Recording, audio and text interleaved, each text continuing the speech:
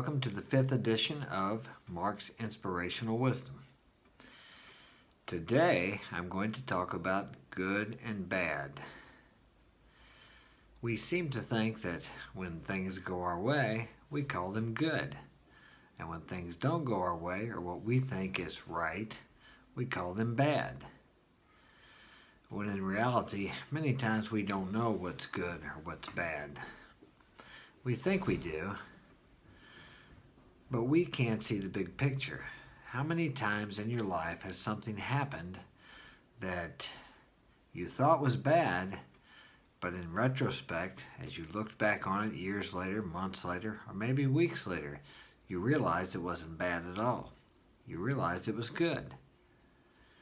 Now, is that just a change of perception? Or did the reality change? Or what was it? Why did it seem terrible when you were going through it, but later looking back, you realized it was the best thing that ever happened to you? I'm sure we can all think of times when we've experienced things like that. Or there's been times when maybe you thought something was good. Maybe you met someone and you fell in love with them and you thought, oh, this is so good. And then you found out that the person you fell in love with was not quite what you thought they were. And it turned out to be bad, or in this case, something you didn't like, and you labeled it bad. Surely, I'll give you an example. We have a sniper here in the United States, and he killed, I don't know how many of the enemy. Okay, people over here said, oh, he's a hero. Now, and that's good. Yes, that's good, and he's a hero. That's what the people in the U.S. said.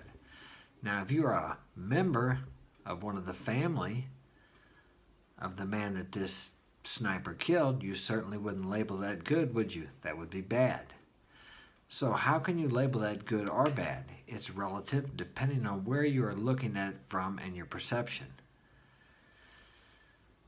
Good and bad is really beyond what we can see or perceive. That's why sometimes it's better to allow life to flow and not try to force our will in one direction or another when things are not going the way we think they should. If we can trust and allow things to go the way they need to go for our own good, even when it looks like it's bad, we can have a much happier, more peaceful and contented life. But we have to start with the observation of ourselves that we can't see the big picture. We can set our intention, of course, and we need to do that, and start off in the direction to where we want to go. But when things don't go our way or something bad happens, we need to relax and not try to force our will and to make it into what we want to. Because when we do that, we become, out of alignment with the universe, with God, divinity, whatever you choose to call that power greater than yourself. That is difficult for us to do because the ego, the small mind, wants to run the show.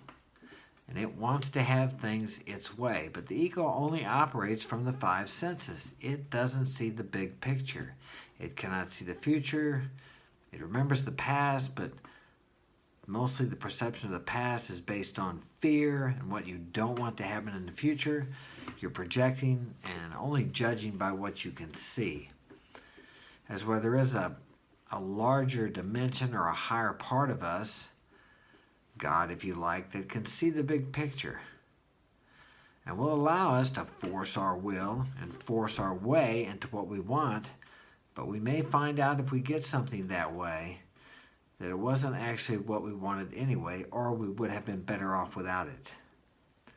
So remember that the next time when things don't seem to be going your way, because in reality they may be going your way. Many times we think we know what we want, but when we don't get what we want, in the end we realize we did get what we wanted.